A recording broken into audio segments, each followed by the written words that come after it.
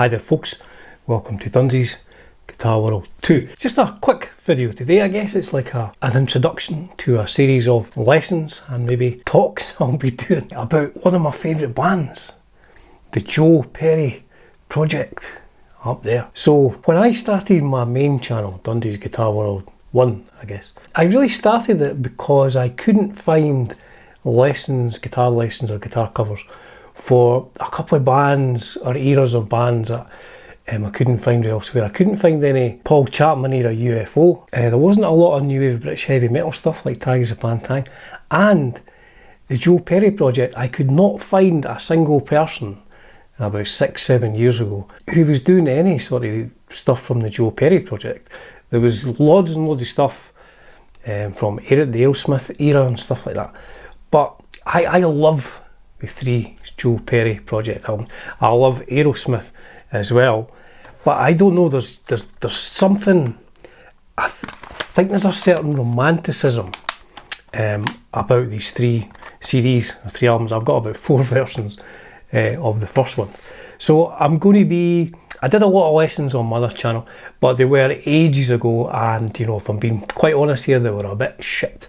So I'm going to redo them here. And what I'm going to try and do is, and I'm not sure if this will work because there's a couple of tracks on some of these albums which I can't play as yet, and I've had, you know, the best part of 40-45 years to learn them. I'm going to try and do an easy lesson. I'm not doing the solos. I'm going to try and do an easy lesson for, if not all the riffs from the albums, certainly a majority of the riffs from the albums, and I'll go through them one album at a time.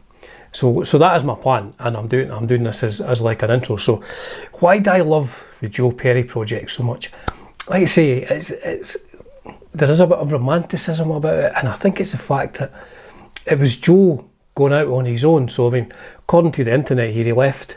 So Joe leaves Aerosmith on the 27th of July 1979, as confirmed in these 2 books. So Joe left because, what does it say here? A heated confrontation with Steven Tyler. So here's what Joe says about it in his book. When we got off stage, I learned there had been a vicious confrontation between Elisa and Terry, Tom's wife. Terry was a great chick. She spoke her mind. I liked her. I hated hearing that Elisa had thrown a glass of milk at her. Fortunately, no one was physically injured, but the emotional damage was as nasty as it could be. Stephen ran in and started accusing me. I hadn't even been there when the fight happened, but that wasn't good enough for Stephen. He was saying that my inability to keep Elisa on a short leash was the problem. Let's get out of here, was all I said to Elisa. That's the night I walked away from Aerosmith. And the aftermath, this is according to AI on the internet here. Perry left the band partway through the recording of the Nine Nuts song, and I think they used all his solos. And then all it says, he returned in 1984. So he was away for, I guess that's what, 5 years altogether. And during that time, the Joe Perry Project made 3 albums, all with different lineups. So Jack Douglas had heard the demos that Joe had apparently left in a biscuit tin in his kitchen when he was meant to be going to record Night in the Ruts, and he'd forgotten all about them, but he found them. I had dozens and dozens of demo tapes that had gone nowhere, mainly because Stephen never bothered to put lyrics on them. No matter how intense my relationship to drugs, I didn't lose my drive to keep making music. It could have saved Aerosmith, who were clearly struggling at that point in time from the point of view of, I don't think Steven Tyler was coming up with the lyrics. So yes, so produced by Jack Douglas.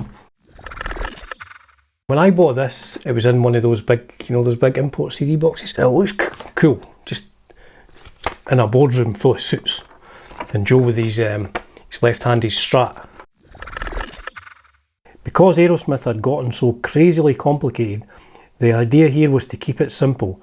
I saw my solo effort as nothing more than a project, thus the name, the Joe Perry Project, me and a couple of guys. The first guy I thought of was David Hull. I knew him from my old days when he was with Buddy Miles. Hull was one of the best bass players I'd ever heard. I remembered him as a witty cat and easy to be with. He'd been in a band called Dirty Angels, and I was convinced he'd fit right into my band, and I was right. And I was also right about Ralph Morman, a tremendously soulful singer with a voice that reminded me of Paul Rodgers of Bad Company and Free. After auditioning a few drummers, I settled on Ronnie Stewart, who was working at a music store in Boston. I told him that he'd better keep his day job because there were no guarantees. I recruited Jack Douglas, who was just as ready as I was. He wanted to do it at the Hit Factory in Midtown Manhattan.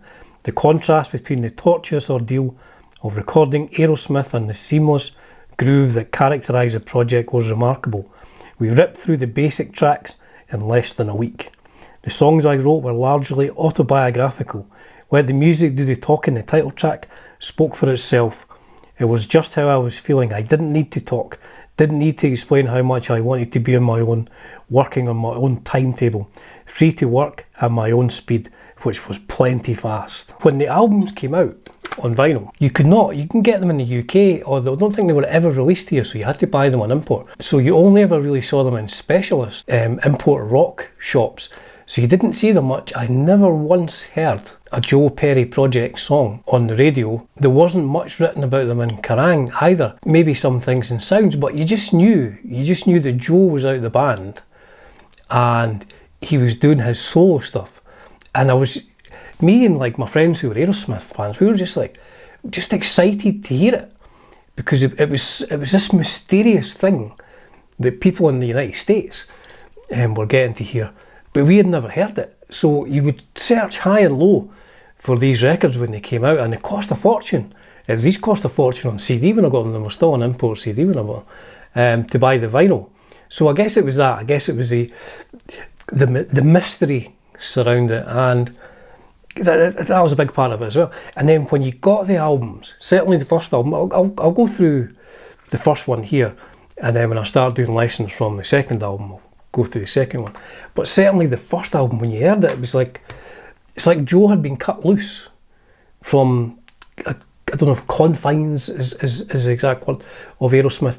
But Aerosmith were very much a song-orientated band. There was great guitar riffs, but it was very much like, you know, Stephen's lyrics and melodies and all that. It was like a song-orientated band and stuff. But the Joe Perry Project, certainly this first album, it was like, this was Joe letting loose on guitar. But it's just crammed full of brilliant guitar playing. Songs are good as well. Let the music do the talking. Of course, Aerosmith ended up doing that as well, changing the lyrics and stuff. I prefer this version, but you know, is it just because I love the Joe Perry Project? I don't know. This is like a raw. This is a raw rock record. So it's just Joe wailing away, you know, with Gay Abandon. You can say that these days, I believe. Gay Abandon, just rocking and wailing on the guitar. The first album tour, the whole operation had become a nightmare. I was tired of the bullshit. I just wanted to get in a van and go play rock and roll.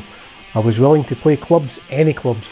If there were 100 people as opposed to 100,000, fine. If there were 40, fine. I'd find a few good musicians and just get out there. No complications, no weird management, no drama, just music. Just go out there as another rock and roll pirate and do what I do. There's only Joe playing guitar. He's using single coils mostly, I think. I think he still had his Red BC Rich, maybe a Travis Bean as well for slide. But he'd moved over to sort of single coil guitars almost exclusively. So it was a bit, I mean, I don't know if you're like me, when you play single coil guitars, you have to be it's a bit harder because there's not as much sustain. You have to put more in to get more out, I find.